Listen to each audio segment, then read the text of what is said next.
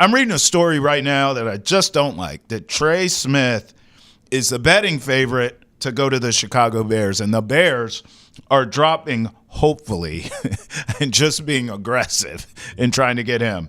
So, again, I bring that up because that's what Vrabel's saying. Like, a lot of these guys, we're going to lose to other highest bidders, other teams. We got to make decisions that are smart for the Patriots long-term, too. So I kind of get it. Hopefully aggressive does not really sound off any red flags or anything to me. I agree with him. But if you have the most cap space in the NFL, how can there be a highest bidder? I know. And I did say this last show that we could see a Trey Smith go to the Bears because they need a guard. Well, right. And the Bears could be a trade back spot if they want to get aggressive and go up to 4. There's going to be other teams involved in all these guys, right? But right? that goes to what we opened up with the overspending. Yeah. Because, look, with Trey Smith, you're getting 6'6", 320, 26 years old at the start of the league year. 4-year starter for the Chief, good on the interior. Their interior pocket was fine. Yes. The tackles stunk. Yeah. In 3,500 career pass blocking snaps with the Chiefs, he only allowed a pressure on 5% of those pass blocking snaps. A pressure, not a sack. Right. Pressures do a lot to a quarterback. This is what the reality is, and this is what the overspending is. You can look at the market, say whatever you want.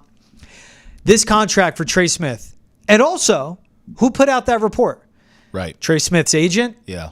Bears are willing to be the highest bidder. Well, Facts. The Patriots are going, no, we will. Because they know that he can drive up the guard market from the highest it is right now. I believe it's $102 million total value to 105, 107, perhaps maybe even 110. Goodness. What is the fully guaranteed? Because same thing, he's going to become the highest paid guard in the history of the NFL. And the Patriots need it.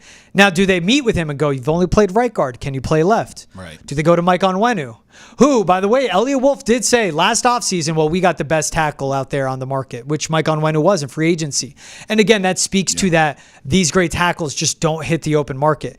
But you go to Mike Onwenu, who is making a good chunk of change. Hey, we're going to move you to the left side because the guy we just paid more money than you is going to be playing on the right side. And is Mike Onwenu up for that?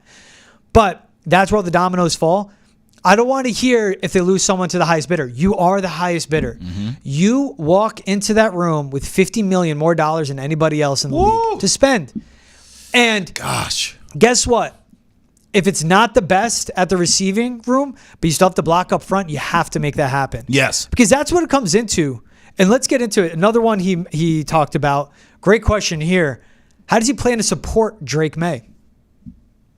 Well, there's a lot. Again, I think you always talk about being able to protect them. You have to be able to have some guys that can help them on the edges and be able to make contested catches. And you don't have to be perfect, right? You don't have to have, perfect ball placement, right? And those are all things that we talk about, trying to support Drake, believing that he is the future of our franchise at quarterback, and been able to meet with him and talk with him and just get to know him as a person. But you have to look at the lines of scrimmage, and you look no further than the Super Bowl game where that game was clearly won at the line of scrimmage. Hear that? Yep. Talking Super Bowl, talking, ball placement doesn't have to be perfect. And he said this from the get-go. He's like, I want a guy that gets separation, but I want a guy that's good with contested catches. Hello, Ted McMillan. That's right. Bell going off for a lot of people. Yep. Yeah. He'd be my guy if he was second rounder. Jaden Higgins, though, that's a guy that does that. Go watch his tape on playing Iowa State. Let's start with helping him on the edge. I mean, he's talking wide receiver. Who can help him on the edge? DK Metcalf, 6'4", 230. Will be 27 years old at the start of this upcoming season. What do you have to give up? That's my only thing. Yeah, I get you. Okay. But then here's the realistic part of it too then.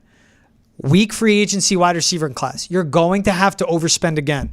Right. If you walk away with, I'll keep mapping this out, with your wide receiving room looking like Darius Slayton, Nick Westbrook-Akine, Pop Douglas, rookie wide receiver, Jalen Polk. Yeah. And one of those rooks could be a Jaden Higgins, Xavier Restrepo, Jack Besh, Jalen Noel. Guys that can line up in the slot and be effective there in a Jacoby Myers role, right? If one of those rookies is that and then the other one's a project, then that's fine. You live with that. Because that's where it has to begin, where there's going to be overspending. It's going to be a multi-year rebuild, and he doesn't want it to take long. But there's being realistic with the talent you're going to get. And let's face it, this roster is bad. Like, the coaching was terrible, Trev. They would go out there on Sundays, and I would go, what is being taught? Everyone would. What's being taught to these guys from Wednesday to Saturday leading up to the game Sunday? Right. What is being coached to them that they look lost in in-game management? They weren't given a chance. But the roster also wasn't the best. And he said, we're going to have a vastly different looking roster. That's a reality. Yeah. That's a support on the edges. Because also when you look at a Slayton and Westbrook-Akine, they're two of the better receivers in the NFL in tight window throws. They're not the best at separation, but they're good at contested catches. And they're good after the catch. And that matters too.